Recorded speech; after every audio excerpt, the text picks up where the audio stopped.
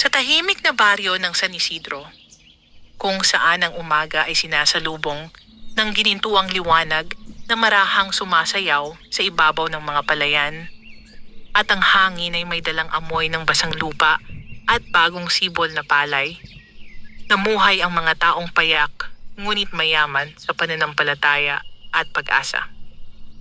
Ang baryo ay tila isang munting paraiso na nakatago sa pagitan ng mga burol at ilog, malayo sa ingay at tukso ng bayan. Ang mga tao roon ay maagang gumigising. Sa unang tilaok ng manok, nagsisimula na ang kanilang araw. Mga magsasakang tangan, ang araro, mga inang nagluluto ng almusal, at mga batang naghahanda sa pagpasok sa eskwela. Sa gitna ng baryo ay naroon ang isang lumang balete, nakatindig sa gilid ng pilapil, tila isang matandang tagapagbantay ng mga lihim ng lupa at langit. Maraming kwento ang umiikot tungkol sa punong iyon. Ayon sa matatanda, hindi raw basta-basta ang baleteng iyon. May mga nagsasabing may naninirahang nilalang sa ilalim ng mga ugat nito.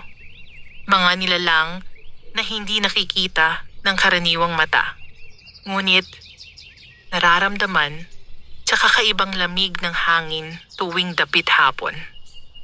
May ilan namang nagkukuwento na tuwing gabi ng kabilugan ng buwan, may isang dalagang nakaputi ang nakikitang nakatayo sa ilalim nito, nakatanaw sa malayo na tila may hinihintay. Ngunit ang mga kabataan ng baryo ay hindi gaanong nagbibigay pansin sa mga alamat.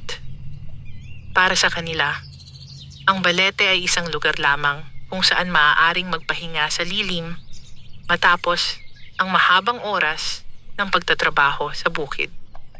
Isa sa mga kabataang iyon ay si Daniel. Si Daniel ay 26 na taong gulang. Matangkad, moreno, at may mga matang tila laging nagliliwanag sa ilalim ng araw. Kilala siya sa baryo hindi lamang dahil sa kanyang kaanyuan, kundi dahil sa kanyang kasipagan at kabutihang loob. Siya ang nag-iisang anak ni Mang Esteban, isang magsasakang iginagalang ng lahat, at ni Aling Rosa na pumanaw na 5 taon na ang nakalipas dahil sa karamdaman. Mula nang mamatay ang kanyang ina, mas lalo pang naging determinado si Daniel na pagyamanin ng kanilang maliit na lupang sinasaka. Hindi man siya nakapag-aral ng kolehiyo, natutunan niya ang lahat ng kailangan sa bukid. Kung kailan magtatanim, paano iiwasan ng peste, at kung paano pakikinggan ang wika ng kalikasan. Para kay Daniel, ang lupa ay hindi lamang pinagkukunan ng kabuhayan. Ito ay alaala ng kanyang ina na madalas sabihing ang bawat butil ng palay ay biyayang dapat pasalamatan. Isang hapon, matapos ang maghapong pagtatrabaho sa ilalim ng matinding sikat ng araw, nagpahinga si Daniel sa ilalim ng lumang balet. Ibinaba niya ang kanyang sombrero at pinunasan ng pawis sa noo. Ang hangin ay kakaibang malamig sa kabila ng init ng panahon. Tahimik ang paligid. Walang huni ng ibon. Walang kaluskos ng damo. Tanging ang marahang pag-aspas ng mga dahon ng balete ang maririnig. Napapikit si Daniel. Inangkin ng pagod ang kanyang katawan. Ilang saglit pa'y tila may narinig siyang mahinang tinig. Parang bulong na nagmumula sa malayo. Daniel! Mabilis siyang napamulat. Wala siyang nakitang tao sa paligid. Tumingin siya sa kanan, sa kaliwa, at maging sa likuran ng punong kahoy. Wala. Ipinagkibit balikat niya yon. Iniisip na marahil ay guni-guni lamang dala ng pagod. Ngunit sa di kalayuan, sa pagitan ng mga ugat ng balete, na tila mga kamay na nakayakap sa lupa, may isang pares ng matang nagmamasid. Maliwanag, mapayapa, at puno ng pananabik. Sa kailaliman ng punong iyon, nananahan si Amara, isang diwata na nagbabantay sa lupaing sakop ng San Isidro sa loob ng maraming siglo. Hindi siya tulad ng mga nilalang na kinatatakutan sa gabi. Siya ay tagapangalaga ng kalikasan, tagapag-ingat ng balanse ng lupa at tubig. Mahaba ang kanyang buhok na tila sinag ng buwan at ang kanyang mga mata ay kulay ng sariwang dahon. Ang kanyang kasuotan ay hinabi mula sa hibla ng liwanag at hamog ng umaga. Matagal na niyang pinagmamasdan ang baryo at matagal na rin niyang pinagmamasdan si Daniel. Sa tuwing makikita niya ang binata na maingat na nagbubungkal ng lupa, nagdarasal bago magtanim, at nagbibigay ng bahagi ng ani sa mga kapitbahay na higit na nangangailangan, may kakaibang damdaming sumisibol sa kanyang puso. Isang damdaming hindi niya kailanman naranasan sa daan-daang taon ng kanyang pag-iral. Isang damdaming ipinagbabawal. Dahil ang mga diwata ay hindi maaaring umibig sa tao. Ito ang batas ng kanilang kaharian, ang Diwatalandia, na matatagpuan sa pagitan ng ulap at lupa, nakatago sa paningin ng mortal. Ang sinumang diwata na lalabag sa batas na ito ay papatawan ng kaparusahan.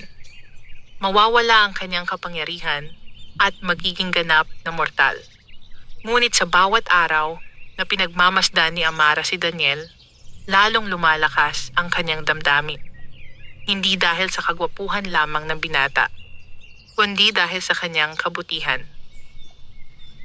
Sa kanyang dalisay na puso at sa paraan ng kanyang pagtrato sa kalikasan. Na tila ba nakikita niya ang halaga ng bawat puno at ilog. Isang gabi, habang ang buwan ay bilog at maliwanag, nagpasya si Amara na umakyat mula sa kanyang kaharian sa ilalim ng balete. Dahan-dahan siyang lumitaw sa anyong tao. Isang dalagang may mahabang buhok at suot na simpleng puting saya. Ang kanyang mga paa ay halos hindi sumasayad sa lupa habang siya'y naglalakad patungo sa gilid ng palayan kung saan naroon si Daniel. Nakaupo at nakatanaw sa buwan. May lungkot sa kanyang mga mata. Iniisip niya ang lumalalang problema sa kanilang ani. Nitong mga nakaraang linggo, tila may sakit ang lupa. Hindi tumutubo ng maayos ang mga palay at may mga bahagi ng bukid na tila natutuyo kahit sapat naman ang tubig. Kung nandito lang si Inay, bulong niya sa sarili. Malalaman niya kung ano ang dapat gawin. Napahinto si Amara sa kanyang paglapit. Narinig niya ang bawat salita. At sa unang pagkakataon, hindi lamang pagmamasid ang nais niyang gawin. Nais niyang tumulong. Nais niyang maging bahagi ng mundo ng lalaking unti-unti nang inaangkin ang kanyang puso. Lumapit siya. May problema ba ang inyong pananim? Marahan niyang tanong. Napalingon si Daniel. Nagulat sa presensya ng isang dalagang hindi niya kilala. Sa liwanag ng buwan, tila may kakaibang ningning ang kanyang muka. Oh, sagot ni Daniel matapos ng ilang sandali. Hindi ko alam kung bakit tila may sumpa ang lupa. Bahagyang ngumiti si Amara. Walang sumpa, sabi niya. Nasasaktan lamang ang lupa. Nasasaktan? Kunot noong tanong ni Daniel. May mga ugat na pinuputol nang hindi alam ng mga tao. May tubig na nadudumihan. Ang lupa ay parang tao rin. Kapag hindi inalagaan, nagkakasakit. Tinitigan siya ni Daniel. Tila sinusukat kung dapat pa siyang paniwalaan. Ngunit, may kung anong katapatan sa mga mata ng dalaga na nagbigay sa kanya ng kapanatagan. Ano ang dapat kong gawin? Tanong niya. Ngumiti si Amara at sa sandaling iyon, tila mas luminaw ang liwanag ng buwan. Bukas, sabi niya, mag-alay ka ng pasasalamat sa lupa. Huwag lamang para sa ani, kundi para sa buhay na ibinibigay nito. Hindi na nakapagsalita si Daniel nang biglang umihip ang malamig na hangin. Sa isang iglap, naglaho ang dalaga. Naiwan siyang mag-isa sa palayan. Hawak ang kanyang sombrero. At may kakaibang ingit sa kanyang dibdib. Hindi niya alam kung sino ang dalagang iyon. Ngunit ramdam niyang hindi iyon pangkaraniwang pagkikita. Sa ilalim ng balete, Si Amara ay muling bumalik sa kanyang tunay na anyo. Hinawakan niya ang kanyang dibdib, kung saan naroon ang kumikislap na marka ng kanyang kapangyarihan. Unti-unti itong nagliliwanag ng mas maliwanag kaysa dati. Alam niyang sa sandaling muli siyang lumapit kay Daniel, mas lalo siyang lalapit sa kapalarang maaaring magpabago sa kanyang pagiging diwata. Ngunit, sa kauna-unahang pagkakataon sa kanyang mahabang buhay, hindi siya natatakot.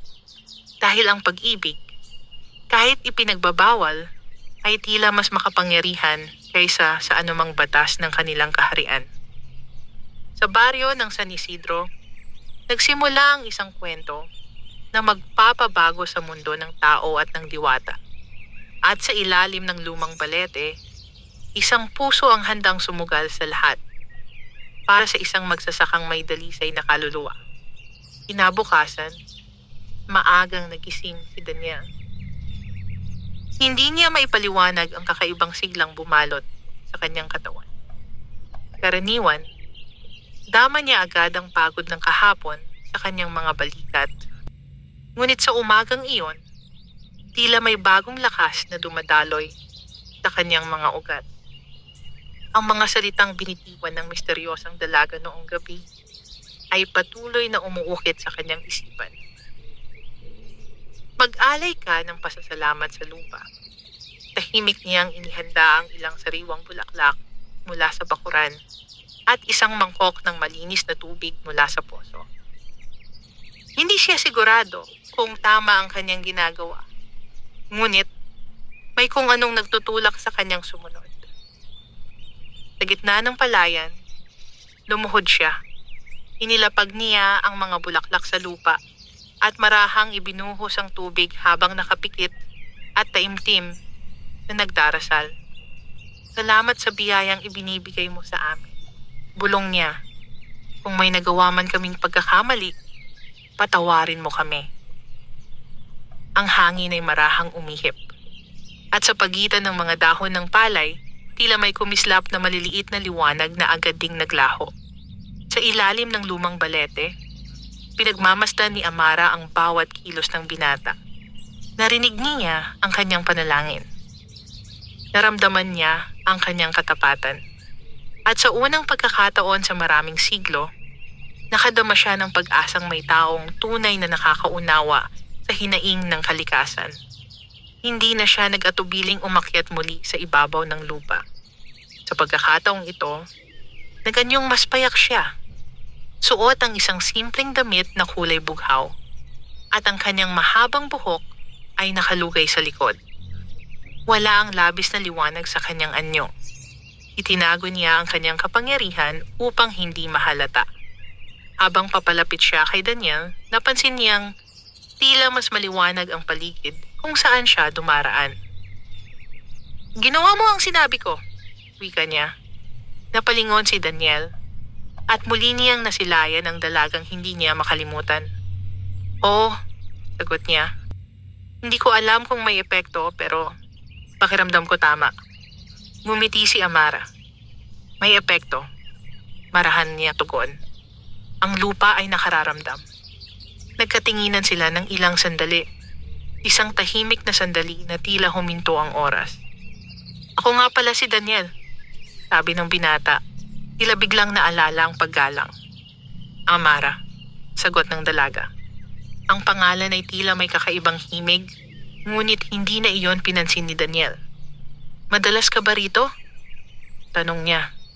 Matagal na, sagot ni Amara. May bahagyang misteryo sa tinig. Mas matagal pa kaysa sa inaakala mo. Hindi lubos maunawaan ni Daniel ang ibig niyang sabihin, ngunit hindi rin niya inusisa. Sa halip, dinalok niya itong samahan siya sa pag-ikot sa bukid. Habang naglalakad sila sa pilapil, ipinaliwanag ni Daniel ang kanyang mga pangarap. Ang palawakin ng kanilang taniman, ang magkaroon ng sariling gilingan ng palay, at ang makatulong sa iba pang magsasaka sa baryo.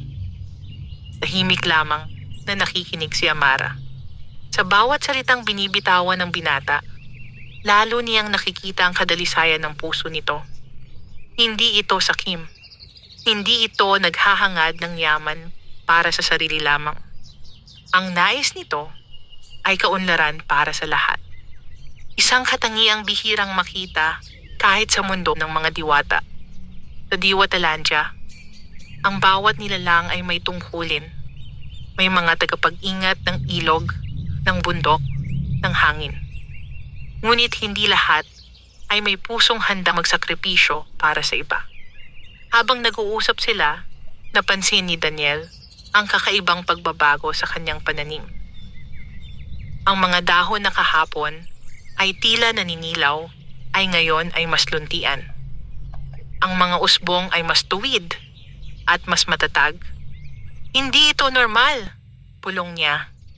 Ang lupa ay nagpapagaling, sagot ni Amara. Sa kanyang likuran, hindi napansin ni Daniel ang mahinang paggalaw ng kanyang mga daliri.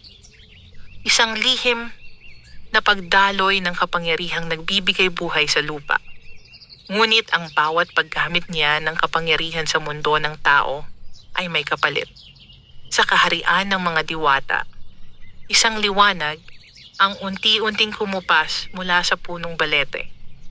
Senyales na may diwata na labis nang nakikialam sa kapalaran ng mortal. Sa gitna ng kanilang kaharian, naramdaman ito ni Reyna Serafina, ang pinuno ng mga diwata. May lumalabag sa batas, wika niya, habang ang kanyang mga mata ay nagliliyab sa malamig na liwanag. Sa kanyang harapan ay isang salamin na gawa sa malinaw na kristal ng hamog. Sa loob nito, unti-unting lumitaw ang larawan ni Amara. Nakangiti habang nakikipag-usap kay Daniel sa gitna ng palayan. Hindi maaari, bulong ng Reyna. Ang puso ng isang diwata ay hindi para sa tao. Muling bumalik sa baryo ang ating paningin. Habang papalubog ang araw, inanyayahan ni Daniel si Amara na maghapunan sa kanilang bahay. Payak lang ang handa, nahihiyang sabi niya. Pero kung nais mo, mas mahalaga ang pagsasalo kaysa sa pagkain, sagot ni Amara. Sa maliit na kubo, sinalubong sila ni Mang Esteban. Tahimik niyang pinagmasdan ng dalaga at sa isang iglap, tila may naalala siya mula sa mga kwento ng kanyang kabataan. May kakaiba sa kanyang presensya. Ngunit hindi siya nagsalita. Sa hapag, nagkwentuhan sila tungkol sa baryo, sa ani, at sa mga pangarap ni Daniel. Si Amara ay maingat sa bawat salitang binibitawan. Iniiwasang magpahayag ng anumang maaaring magbunyag ng kanyang tunay na pagkatao. Ngunit habang lumalalim ang gabi, mas lalo siyang nahihirapang pigilan ang damdaming sumisibol sa kanyang dibdib. Hindi lamang ito paghanga. Ito ay pag-ibig na unti-unting nag-ugat. Nang siya'y umalis at maglakad pabalik sa balete, naramdaman niya ang kakaibang kirot sa kanyang dibdib. Sa kanyang palad, ang marka ng kanyang kapangyarihan ay bahagyang kumukupas. Isang babala. Ang bawat sandaling ginugugol niya sa piling ng binata ay naglalapit sa kanya sa kaparusahan. Ngunit, nang maalala niya ang ngiti ni Daniel at ang pasasalamat sa kanyang mga mata, hindi niya ito pinagsisihan. Sa baryo ng San Isidro, nagsisimula ng mamulaklak ang pag-asa. Ngunit sa kaharian ng mga diwata, nagsisimula na ring umalingaw-ngaw ang babala ng isang paparating na pagsubok.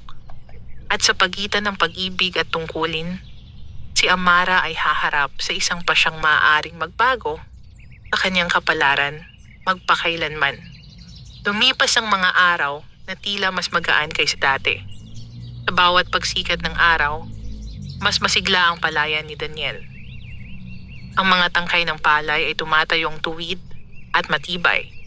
Tila may lihim na lakas na sumusuporta sa kanilang paglago. Napansin din ito ng ibang magsasaka sa baryo. Anong pataba ang ginamit mo, Daniel? Piro ni Mang Lito. Isang umaga, habang kapwa sila nag-iikot sa bukid.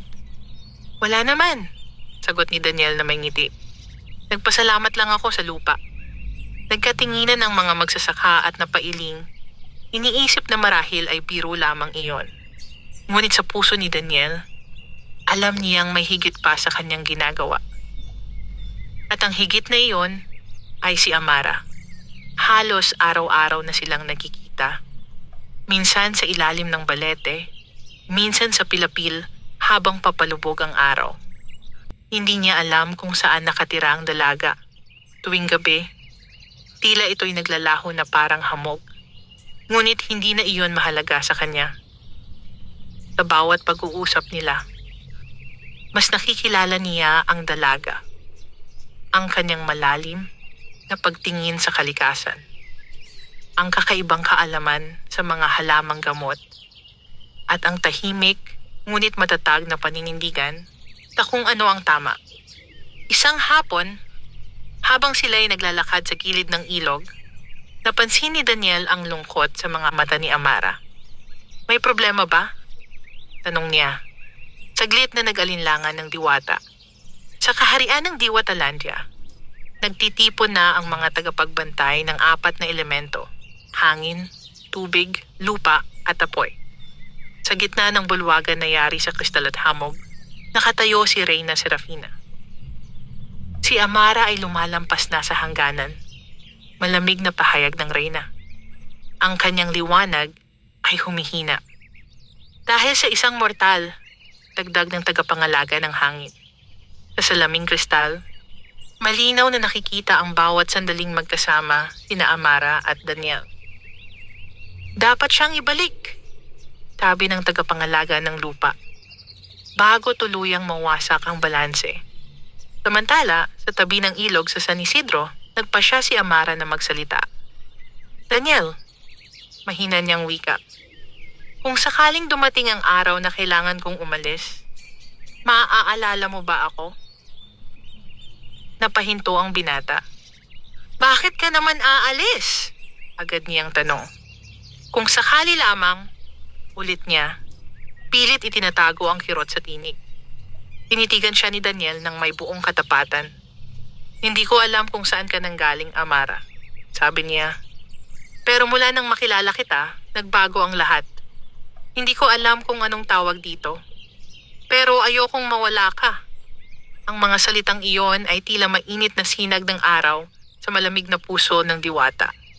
Sa unang pagkakataon, naramdaman niya ang kabuuan ng pagiging buhay. Ngunit kasabay nito'y ang bigat ng nalalapit na kaparusahan. Kinagabihan, nang siya'y bumalik sa ilalim ng balete, tinalubong siya ng isang malamig na liwanag. Unti-unting nagbukas ang lupa.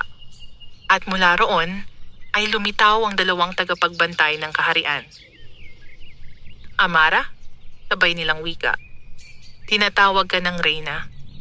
Hindi siya lumaban. Sa isang kisap mata, napalitan ang paligid ng liwanag at hamog. Nasa gitna na siya ng bulwagan ng Diwatalandia. Nakatayo sa kanyang harapan si Reyna Serafina. Matahimik, ngunit mabagsik ang presensya. Alam mo ang batas, malamig na sabi ng Reyna. Opo, sagot ni Amara. Nakayuko. Bakit mo ito nilalabag? Nagangat siya ng tingin. Dahil natutunan kong ang pag-ibig ay hindi kahinaan, matatag niyang sagot. Ito ay lakas. Umalingaw-ngaw ang bulwagan sa bulungan ng iba pang diwata. Ang pag-ibig sa mortal ay magdadala sa iyo sa kapahamakan, babala ng Reyna. Kapag pinili mo siya, mawawala ang iyong kapangyarihan. Magiging ganap kang tao at hindi ka na maaaring bumalik. Saglit na natahimik si Amara. Sa kanyang isipan ay ang mukha ni Daniel, ang kanyang ngiti, ang kanyang kabutihan, ang kanyang pananalig. Kung iyon ang kabayaran, mahina ngunit malinaw niyang wika, handa akong tanggapin. Nagningning ang bulwagan sa biglang pag-alon ng enerhiya. Hindi pa, sabi ng Reyna. Bibigyan kita ng isang pagsubok. Sa isang kumpas ng kamay ng Reyna, muling nagbago ang paligid. Sa San Isidro, nagsimulang magdilim ang kalangitan kahit hindi pa dapit hapon. Ang hangin ay lumakas at ang mga ulap ay nag-ipon na tila nagbabadya ng malakas na bagyo. Sa gitna ng palayan, napatingala si Daniel. Hindi ito normal, bulong niya. Sa harap niya, biglang lumitaw si Amara. Hindi na nakapagtago ng kanyang tunay na anyo. Ang kanyang buhok ay kumikislap sa liwanag at ang kanyang mga mata ay naglalaman ng lungkot at determinasyon. Amara, halos hindi makapaniwalang wika ni Daniel. May paparating na unos, sabi niya. At ito ang magiging simula ng iyong pagsubok. Anong ibig mong sabihin? Ngunit bago pa siya makasagot, isang malakas na kulog ang umalingaw sa buong baryo. Ang hangin ay naging mabangis. Ang mga palay ay yumuko sa lakas ng bugso. Pipili ka, bulong ni Amara, habang ang kanyang anyo ay unti-unting nagiging liwanag sa pagitan ng takot at pananalig. At sa unang patak ng ulan na bumagsak sa lupa, nagsimula ang unos na magtatakda ng kapalaran ng isang diwata at isang magsasaka. Sa baryo ng San Isidro, ang pag-ibig ay susubukin ng kalikasan mismo. At sa puso ng bagyo, malalaman kung ang damdaming namamagitan sa kanila ay sapat upang lampasan ang hangganan ng dalawang magkaibang mundo. Tumagundong ang kalangitan na tila may nagbabangga ang mga bato sa itaas. Ang mga ulap ay nagsiksikan, naging kulay abo at tila may dalang bigat na hindi lamang ulan kundi isang babalang hindi maipaliwanag. Sa gitna ng palayan, tumayo si Daniel habang ang unang buhos ng ulan ay sumadsad sa kanyang balat. Mabilis niyang tinanaw ang paligid. Ang kanyang mga pananim, ang mga kubo ng kapitbahay, at ang ilog na nagsisimulang magtaas ng tubig. Hindi ito pangkaraniwang bagyo. Amara, sigaw niya, ngunit ang dalaga ay naglaho na parang hamog na tinangay ng hangin.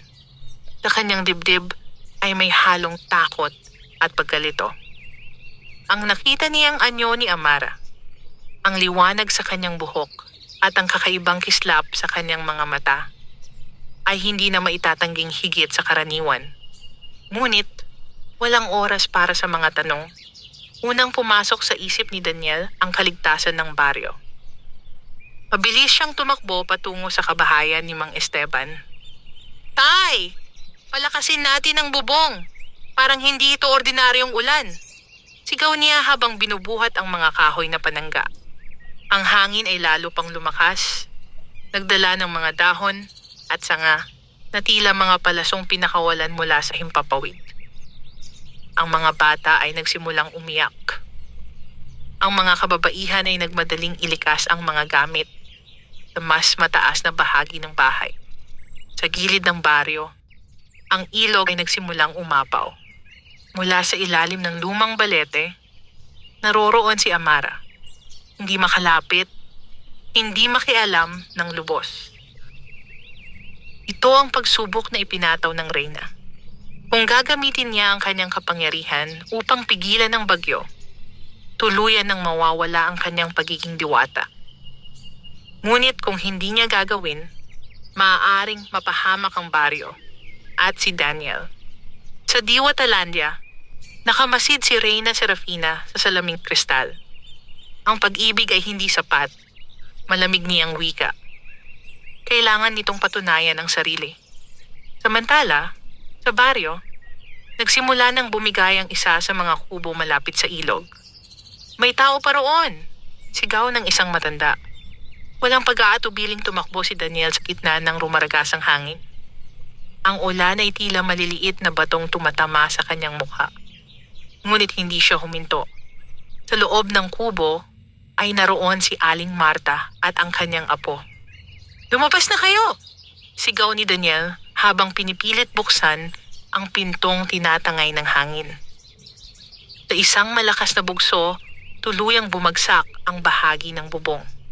Sa ilalim ng balete, napapikit si Amara. Hindi niya kayang panoorin ang maaaring mangyari. Isang hakbang, isang pa siya, at marahang itinaas niya ang kanyang mga kamay. Sa gitna ng unos, may isang bahagi ng hangin ang tila bumagal. Ang ulan sa paligid ng kubo ay tila nagkaroon ng sandaling paghinto. Ang mga troso na dapat sana'y babagsak kay Daniel ay lumihis ng direksyon. Sa loob ng kubo, nagawang maiahon ni Daniel ang mag-ina palabas. Sa sandaling iyon, isang matinding liwanag ang kumislap sa ilalim ng balet. Sa kaharian ng mga diwata, napaatras ang ilang tagapagbantay. Ginamit niya ang kanyang kapangyarihan, wika ng tagapangalaga ng apoy. Tahimik lamang si Reyna Serafina, ngunit ang kanyang mga mata ay may bahagyang lungkot. Sa baryo, unti-unting humina ang hangin. Ang malalakas na kulog ay napalitan ng marahang pag-ulan. Ang ilog ay bumagal ang pagtaas. Ang unos ay tila napigil. Hindi tuluyang nawala, ngunit nabawasan ng bangis. Sa gitna ng putikan, nakaluhod si Daniel. Yakap ang batang kanyang nailigtas. Nanginginig siya, hindi sa takot, kundi sa pagod. Nang tumingala siya, nakita niyang nakatayo sa di kalayuan si Amara. Hindi na ito nagkukubli. Ang kanyang buhok ay kumikislap sa gitna ng ulan at ang kanyang mga paa ay bahagyang nakalutang sa lupa. Amara, bulong ni Daniel. Lumapit siya, ngunit sa bawat hakbang niya ay may kakaibang pagbabago sa kanyang anyo. Ang liwanag sa kanyang balat ay unti-unting kumukupas. Ang kanyang mga pakpak na gawa sa hamog at sinag ay tuluyang naglaho. Anong nangyayari sa iyo? Nanginginig na tanong ni Daniel. Ngumiti si Amara, isang ngiting puno ng kapayapaan. Pinili ko. Mahina niyang sagot. Pinili mo ang ano? Ikaw. Sa sandaling iyon, ang marka sa kanyang palad, ang sagisag ng kanyang pagiging diwata, ay tuluyang naglaho. Ang kanyang mga paa ay tuluyang sumayad sa lupa.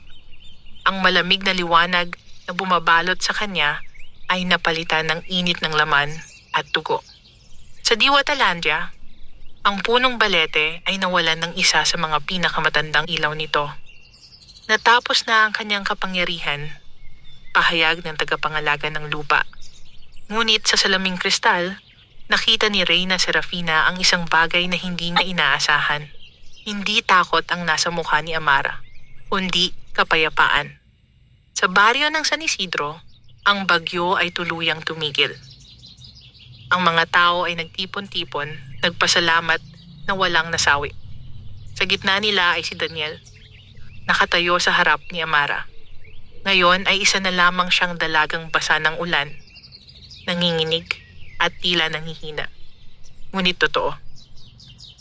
Totoo ka ba? Halos pabulong na tanong ni Daniel habang marahang hinahawakan ng kanyang kamay. Ngayon, sagot ni Amara, mas totoo na ako kaysa dati. Sa unang pagkakataon, naramdaman ni Daniel ang tibok ng kanyang puso. Mainit, mortal, at puno ng damdamin. Ngunit kasabay ng kapayapaang iyon ay ang pagdating ng bagong pagsubok. Dahil ang pagiging tao ay may kasamang kahinaan, sakit, at kapalarang hindi na kayang kontrolin ng kapangyarihan. Sa baryo ng San Isidro, ang isang diwata ay naging mortal. At sa pagitan ng pag-ibig at sakripisyo, nagsimula ang panibagong yugto ng kanilang kwento. Lumipas ang ilang araw matapos ang unos. Unti-unting bumalik sa dating katahimikan ang baryo ng San Isidro. Ang mga bubong ay naisaayos, ang mga pilapil ay naitayo muli, at ang mga palayan, sa kabila ng pinsala, ay nagsimulang bumawi. Ang mga tao ay patuloy na nagpasalamat sa Diyos sa kanilang kaligtasan, at ang pangalan ni Daniel ay naging bukang bibig sa bawat tahanan. Ngunit sa likod ng lahat ng iyon, may isang lihim na tanging siya lamang ang ganap na nakaalam. Si Amara ay hindi na bumalik sa ilalim ng balete. Sa halip, nanatili siya sa maliit na kubo ni na Daniel. Noong gabing humina ang bagyo, nang siya'y mawala ng malay sa gitna ng ulan, walang pag-aatubiling binuhat siya ni Daniel at dinala sa kanilang tahanan. Si Mang Esteban ay hindi na nagtanong ng marami. Sa kanyang mga mata ay may tahimik na pagkaunawa na tila matagal na niyang hinihintay ang sandaling iyon. Ang ilang lihim, wika ng matanda isang gabi habang nag-init ng tubig para kay Amara, ay hindi dapat inuusisa. Ang mahalaga ay ang kabutihang dala nito. Sa unang umaga ni Amara bilang ganap na mortal, nagising siya sa pakiramdam ng kakaibang bigat sa kanyang katawan. May lamig, may gutom, may pagod. Mga damdaming noon ay hindi niya kailanman naranasan. Tahimik siyang umupo sa gilid ng kama, tinitingnan ang kanyang mga kamay. Wala na ang marka ng liwanag. Wala na ang kumikislap na enerhiya na dati dumadaloy sa kanyang mga ugat. Sa halip, may bahagyang sugat sa kanyang palad. Isang bakas ng kanyang sakripisyo. Pumasok si Daniel na may dalang mainit na lugaw. "Kamusta ang pakiramdam mo?" Maingat niyang tanong. Ngumiti si Amara. Bagamat halata ang panghihina.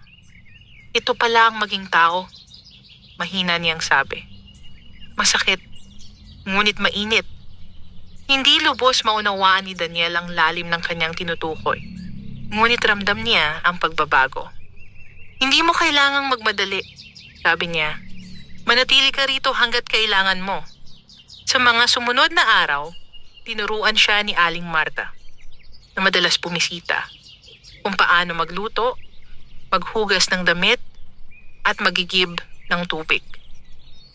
Sa bawat simpleng gawain, tila may bagong hiwagang natutuklasan si Amara. Ang pakiramdam ng basang damit sa kanyang mga kamay. Ang amoy ng kahoy habang nagsisiga.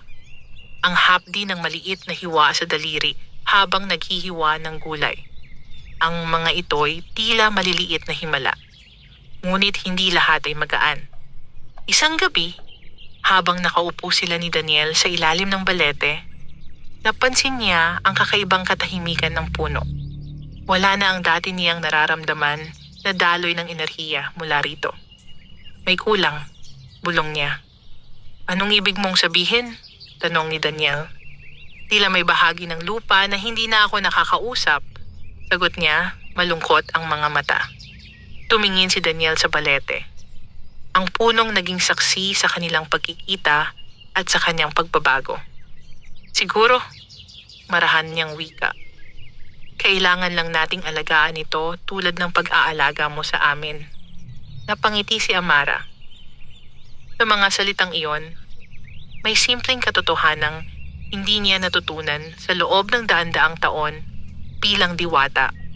Ang pagiging tao ay hindi nangangahulugang pagkawala ng kapangyarihan.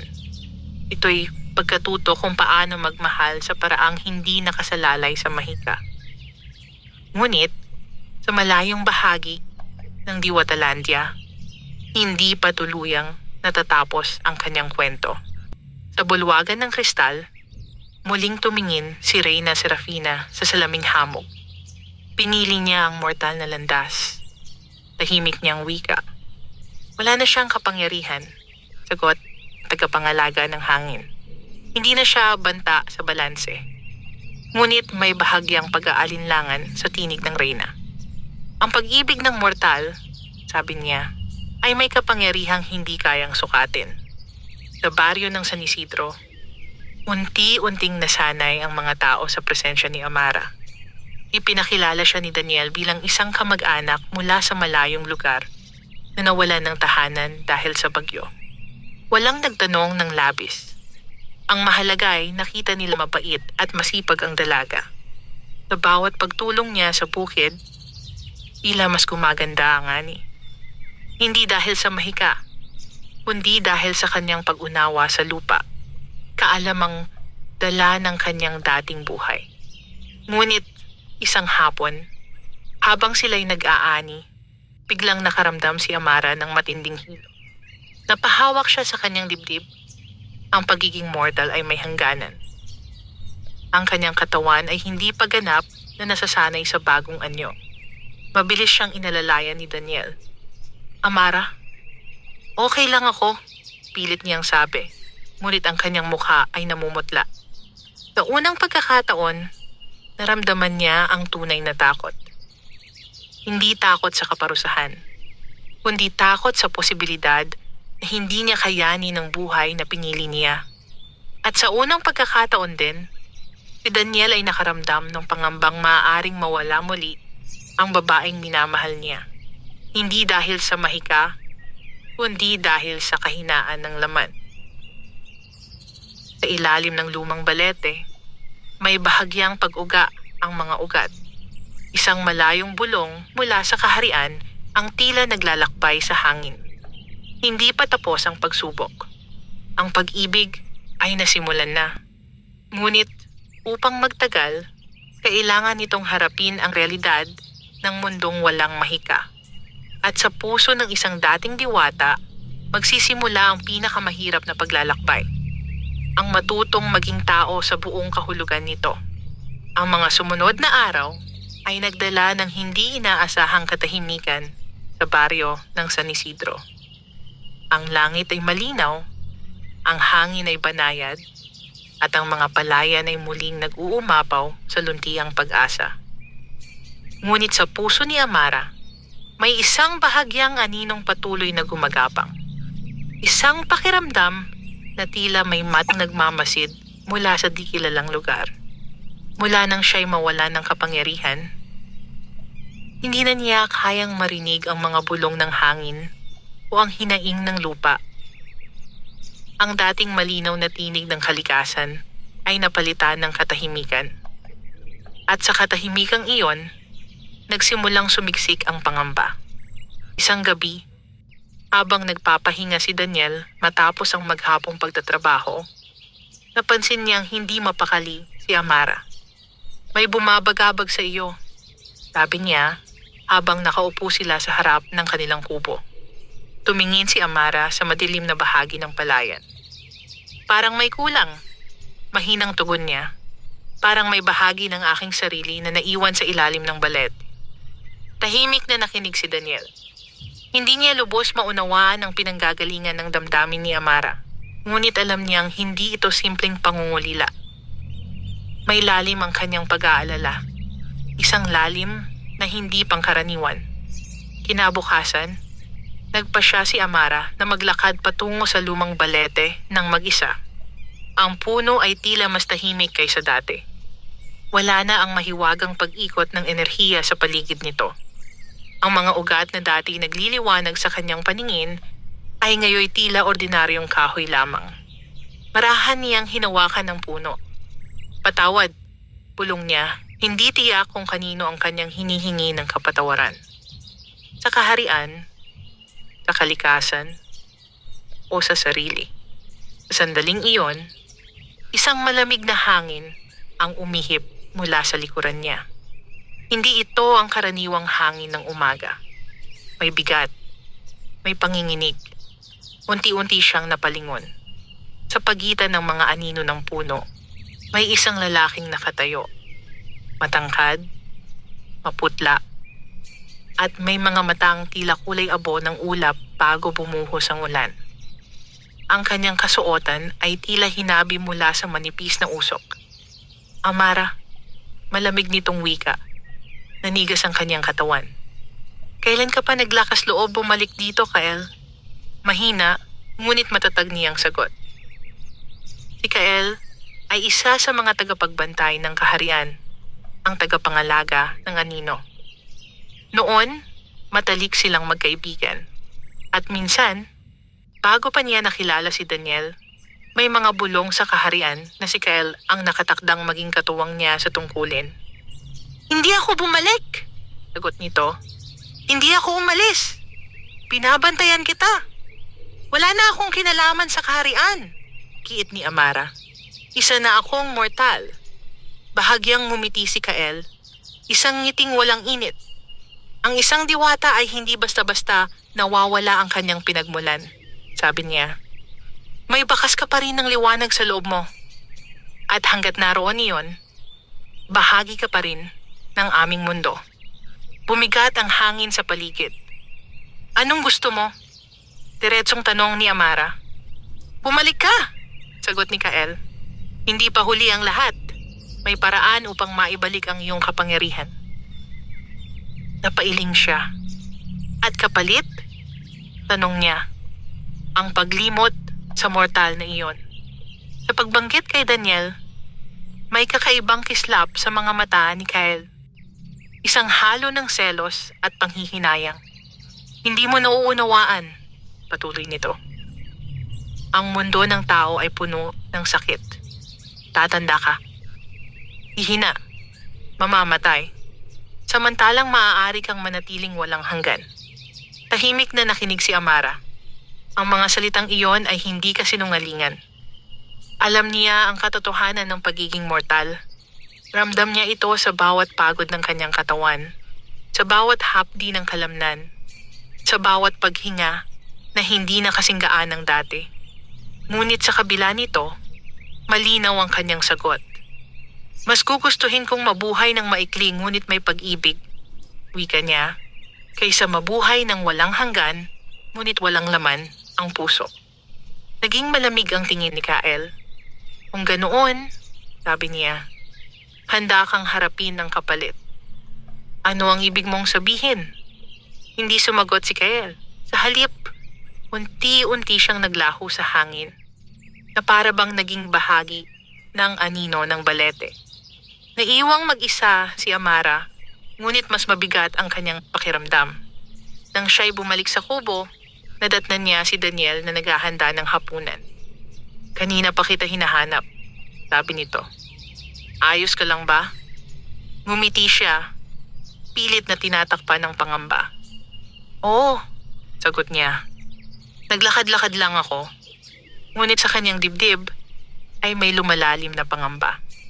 Sa gabing iyon, habang mahimbing na natutulog si Daniel, nagising si Amara sa isang kakaibang panaginip.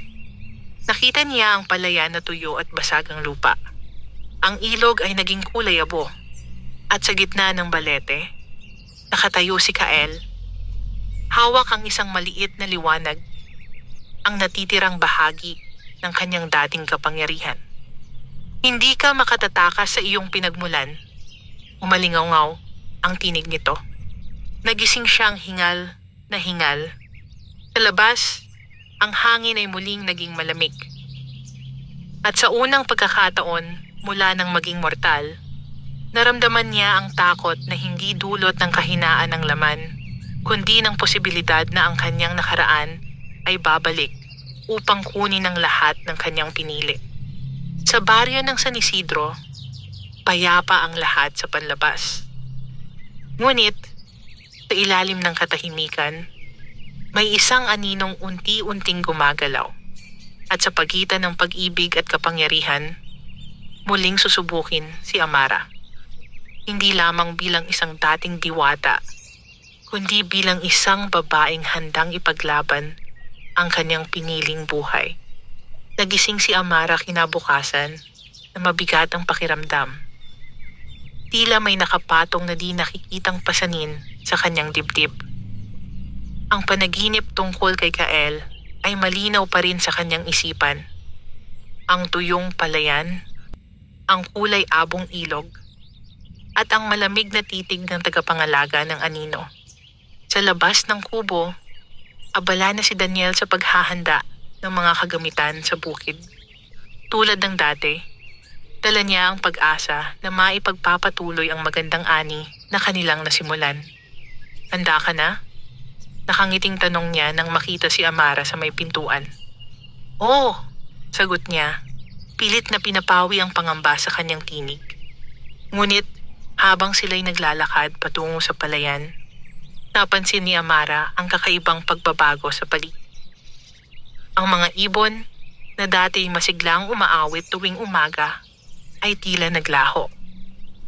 Ang hangin ay hindi nakasinggaan at ang liwanag ng araw ay tila may bahagyang pagkupas.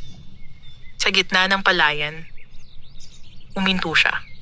May ilang bahagi ng lupa na tila nagiging kulay abo. Daniel! Maingat niyang tawag. Napalingon ng binata at sinundan ang kanyang tingin. Hindi ito ganito kahapon, bulong nito. Lumuhod si Amara at hinawakan ng lupa. Hindi na niya kayang marinig ang bulong nito tulad ng dati. Ngunit may malamig na pakiramdam na sumisingaw mula sa ilalim. Ito ang babala ni Kael. Sa Diwa Talandia, may batas na hindi kailanman nababalik. Ang isang diwata na tuluyang pumili ng mortal na landas ay dapat iwan ng anumang impluensya sa mundo ng tao. Ngunit, dahil sa kapangyarihang ginamit ni Amara upang pigilan ang bagyo, may bakas ng kanyang enerhiya na nanatili sa lupa ng San Isidro. At iyon ang nais kunin ni Kael. Habang patuloy silang nagtatrabaho, mas dumarami ang bahagi ng palayan na naninilaw. Ang ilang tangkay ay tila natutuyo sa hindi maipaliwanag na dahilan. Parang may sakit ang lupa, sabi ni Daniel. May bahid ng pag-aalala. Tahimik na napapikit si Amara. Kung hindi siya kikilos, maaaring tuluyang masira ang ani. Ngunit wala na siyang kapangyarihan upang pagalingin ito. Bandang hapon, kumalat ang balita sa baryo. May peste ba? Tanong ng mga magsasaka. Baka kulang sa tubig, hinala ng iba. Ngunit alam ni Amara na hindi ito likas na pangyayari. Sa ilalim ng balete, muling naramdaman ang presensya ni Kael. Lumapit siya sa puno habang papalubog ang araw. Hindi ito patas, mariin niyang sabi. Unti-unting lumitaw ang anino ni Kael sa pagitan ng mga ugat. Ang balanse ang hinahanap ko, sagot nito. Ang bakas ng iyong kapangyarihan ay dapat mabura. Wala na akong kapangyarihan, sagot ni Amara. Meron pa. Malamig na tugon ni Kael. Nasa puso mo. Sa isang kumpas ng kanyang kamay, kumalat ang malamig na hangin sa paligid. Ang mga dahon ng balete ay nagkaluskos na parang may nagbubulungang tinig. Kung hindi ka babalik, patuloy ni Kael, ang lupang ito ang magdurusa. Nanlaki ang mga mata ni Amara. Hindi sila dapat madamay. Lahat ng pagpili ay may kapalit, sagot nito. Sa sandaling iyon, dumating si Daniel. Amara, tawag niya, bahagyang hingal. Nakita niya ang kakaibang anyo ng lalaking nakatayo sa harap ng dalaga. Isang presensyang hindi pangkaraniwan. Sino siya? Matapang na tanong ni Daniel. Hindi agad sumagot si Amara. Isa siyang bahagi ng nakaraan ko. Sa wakas ay sabi niya. Lumapit si Daniel, tumayo sa tabi niya. Kung may problema, haharapin natin. Napatingin si Kael sa binata at sa unang pagkakataon ay tila may pag-aaral sa kanyang mga mata. Handa ka bang magsakripisyo para sa kanya? Tanong nito kay Daniel. Kung kailangan, walang pag-aatubiling sagot ng binata. Sandaling natahimik ang paligid. Ang lakas ng loob ng isang mortal ay hindi basta-basta nasusukat ng mga nilalang ng kaharian. Kung ganoon, wika ni Kael, may isang paraan. Anong paraan? Sabay na tanong ni Daniel at Amara.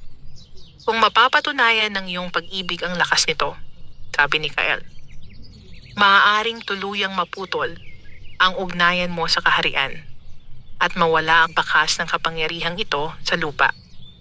Ano ang kailangan? Tanong ni Daniel. Ngumiti si Kael, isang ngiting may halong hamon.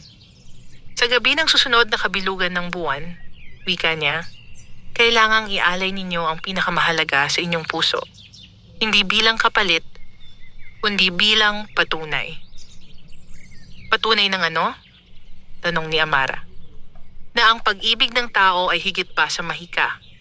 Sa isang iglap, naglaho si Kael at muling bumalik ang karaniwang hangin sa paligid. Tahimik na nagkatinginan sina Daniel at Amara. Nang ibig niyang sabihin, tanong ng binata. Hindi agad nakasagot si Amara.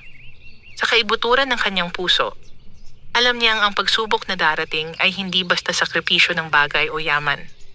Ito'y maaaring mga hulugan ng pagbitaw sa isang pangarap o pagharap sa isang katotohanang masakit.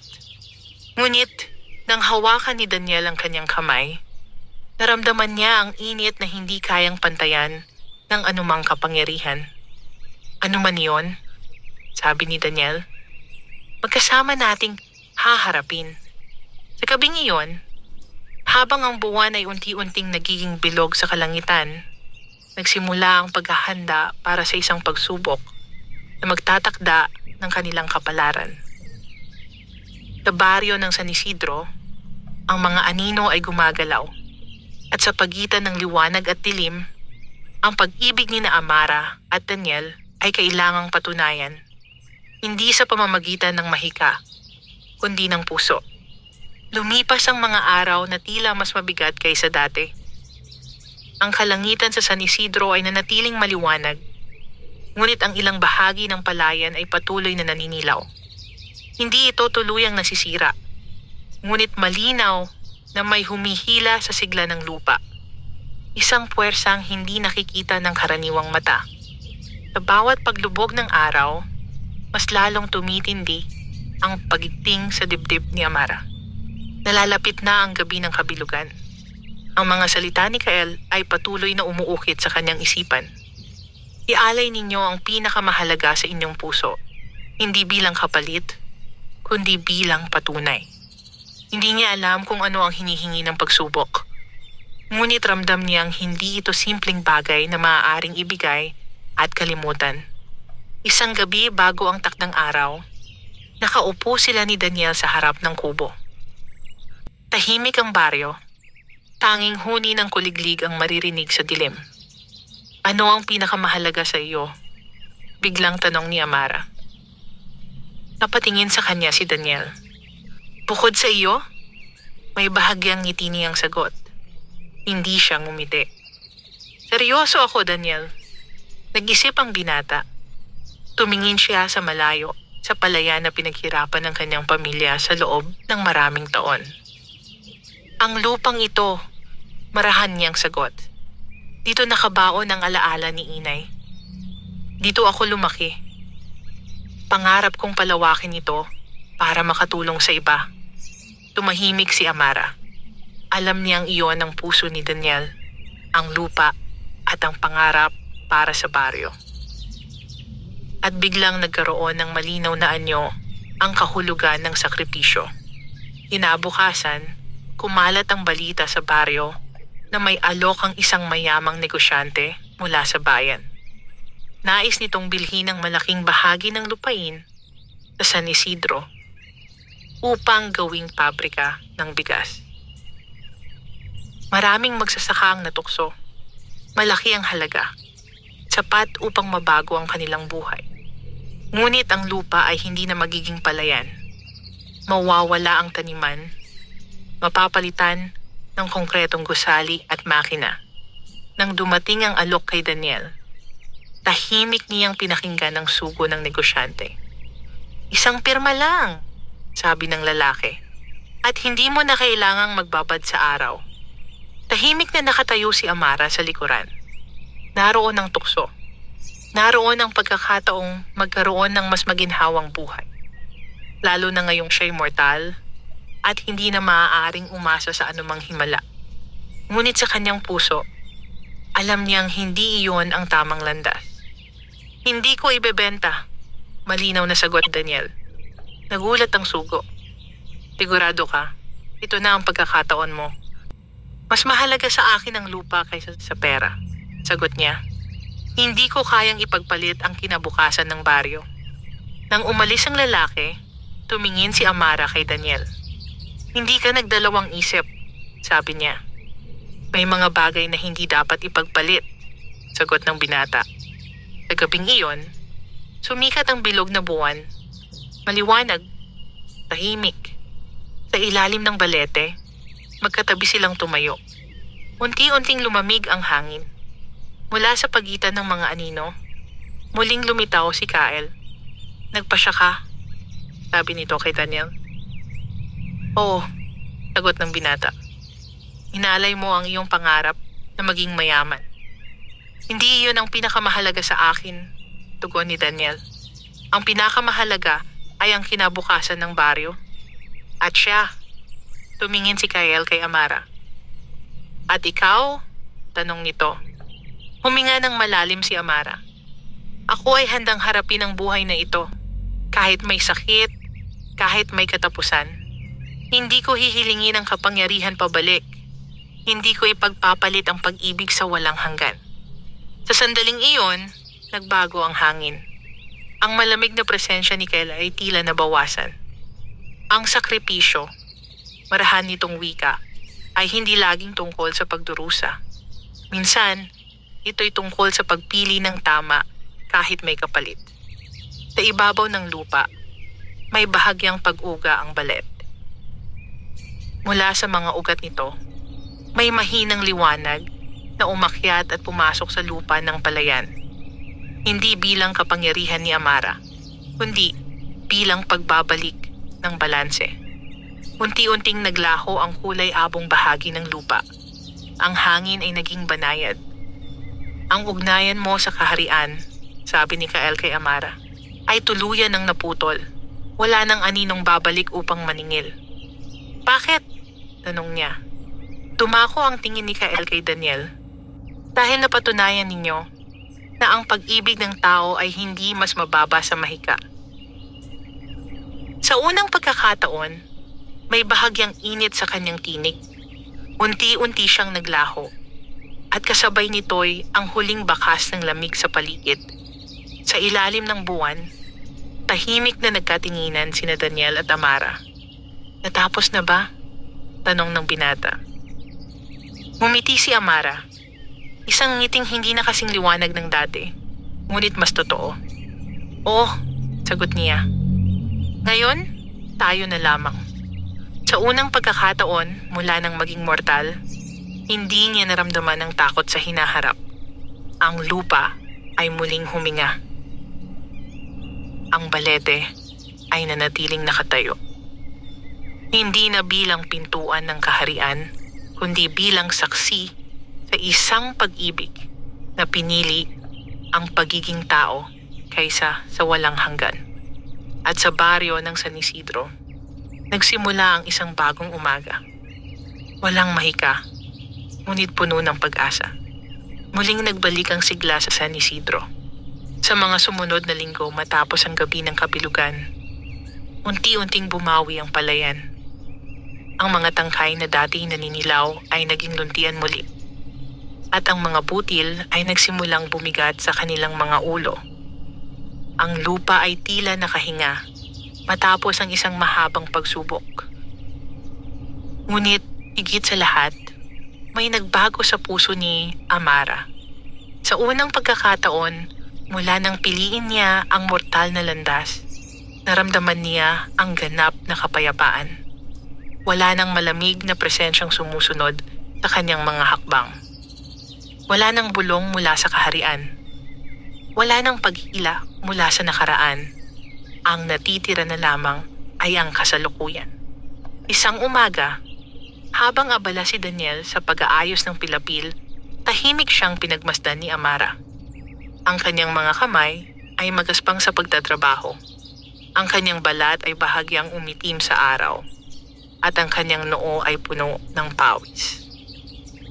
Ngunit sa bawat galaw, may dangal. Hindi na siya ang lalaking kailangan niyang pagmasdan mula sa anino. Siya na ang lalaking kasama niya sa liwanag ng araw. Lumapit siya at inabot ang isang tabo ng tubig. Magpahinga ka muna, sabi niya. Ngumiti si Daniel. Kasama kita, hindi ako napapagod. Bahagyang natawa si Amara, ngunit sa loob niya ay may malalim na damdaming hindi na takot, kundi pasasalamat. Sa baryo, umalat ang balita na ang ani ng San Isidro ang pinakamaganda sa Karatig Bayan. Dumating ang mga mamimili at sa unang pagkakataon, nagkaroon ng pagkakataon ng mga magsasaka na ibenta ang kanilang palay na mas mataas na halaga. Isang hapon, tinipon ni Daniel ang mga magsasaka sa lilim ng balete. Kung magtutulungan tayo, Sabi niya, maaari tayong magtayo ng maliit na kooperatiba. Hindi na natin kailangang umasa sa malalaking negosyante. May pag-aalinlangan ng ilan, ngunit may pag-asa sa kanilang mga mata.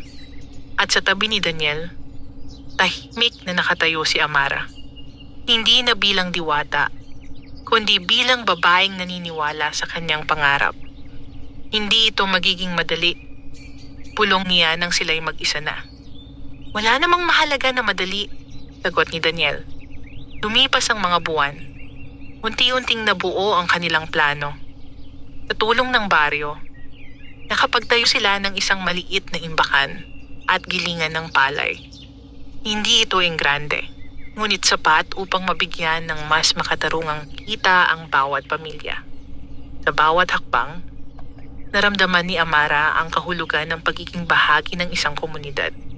Noon, bilang diwata, siya ay tagapagbantay lamang. Nagmamasid, nag-aalaga mula sa malayo. Ngayon, siya ay kasama sa paghihirap at tagumpay. Ngunit sa gitna ng lahat ng ito, may isang bagong hamon na dumating. Isang gabi, habang sila'y nag-uusap tungkol sa kinabukasan, biglang napahawak si Amara sa kanyang tiyan. May masakit ba? Agad na tanong ni Daniel. Umiling siya, ngunit may kakaibang ngiti sa kanyang labi. Hindi sakit, mahina niyang sabi. May pakiramdam lamang na bago. Lumipas ang ilang linggo at doon nila nalaman ang katotohanan. Si Amara ay nagdadalang tao. Sa sandaling iyon, tila huminto ang mundo ni Daniel. Sigurado ka? Halos pabulong niyang tanong. Tumango si Amara. At sa kanyang mga mata ay may halong tuwa at takot. Ang pagiging mortal ay may kasamang himalang higit pa sa mahika, ang magdala ng buhay. Ngunit sa puso ni Amara, may bahagyang pangamba. Ano ang magiging anak nila? Ganap bang tao? O may bakas ng kanyang pinagmulan?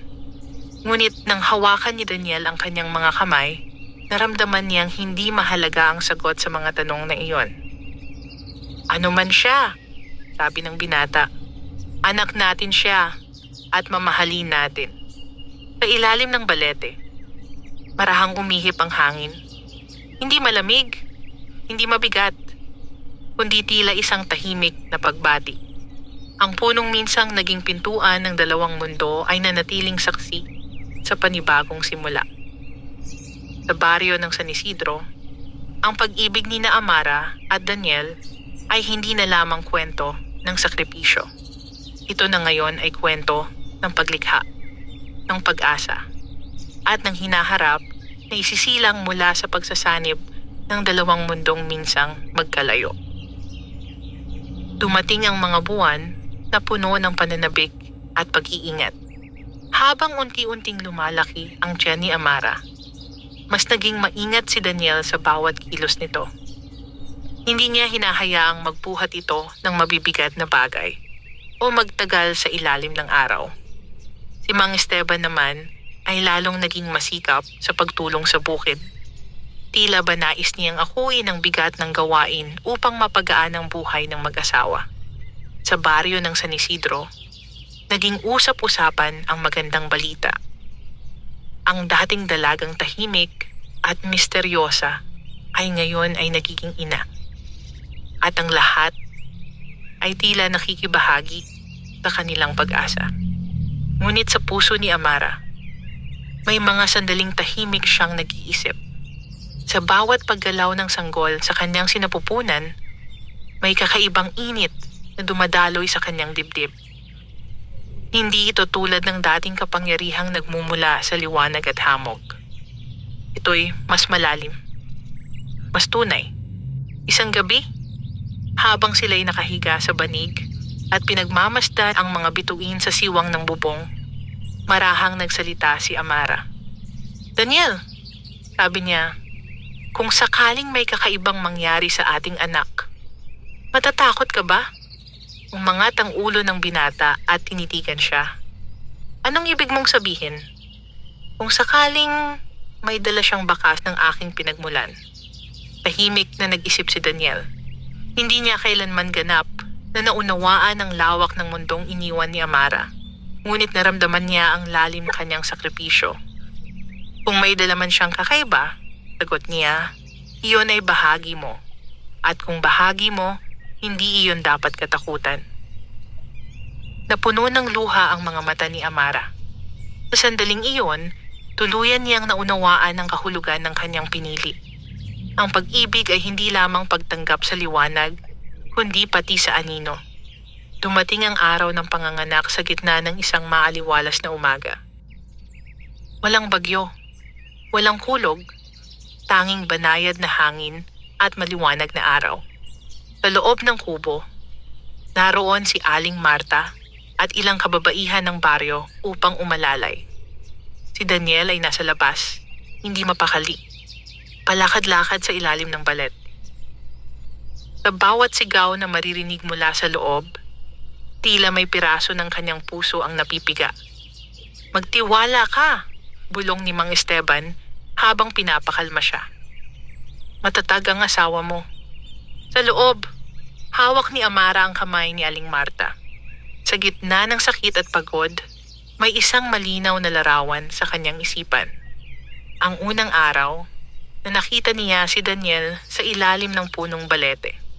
Mula sa pagiging tagamasid ng mundo, naging bahagi siya nito. At ngayon, magbibigay siya ng bagong buhay. Isang malakas na iyak ang umalingaw sa kubo. Napahinto si Daniel. Pagkaraan ng ilang sandali, lumabas si Aling Marta. May ngiti sa kanyang mukha. Isang malusog na sanggol na babae, sabi nito. Halos hindi makahinga si Daniel habang pumasok sa loob. Nakita niya si Amara. Pagod ngunit nakangiti. Hawak ang maliit na sanggol na nakabalot sa puting tela. Lumapit siya at marahang hinaplos ang noo ng bata. Sa sandaling iyon, napansin niya ang kakaiba. Ang mga mata ng sanggol ay tila may bahagyang kislap, parang sinag ng araw na tumatama sa hamog. Ngunit ito'y sandali lamang. Pagkaraan nito, siya'y tulad na rin ng karaniwang bata.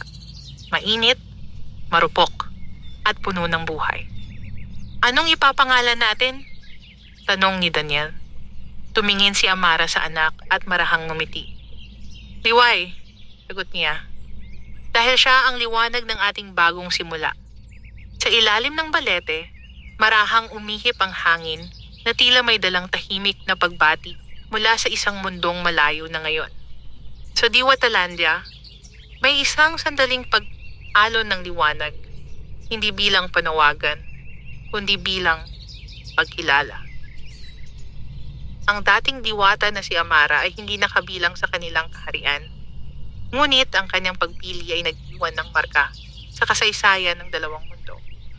Sa San Isidro, lumaki si Liway sa gitna ng palayan at pagmamahal.